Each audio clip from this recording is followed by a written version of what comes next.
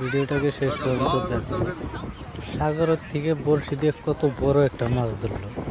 তো এই মাছটা এখন বড়শির থেকে খুলতেছে, খোলার পরে আবার এটাকে সাগরে ছেড়ে দেবে।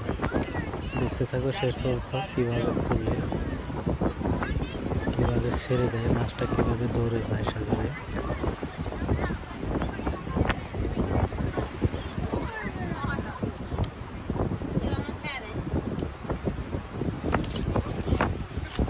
দেখো মাছের পিঠের উপরে বসে আছে, তো মাছটা কিভাবে লড়াচড়া করতেছে, কতটা শক্তি মাছ।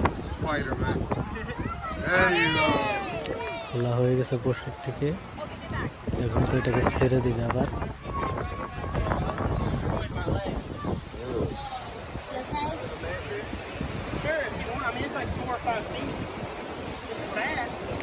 ভিডিওটা ভালো লাগলে একটা লাইক করে দিন।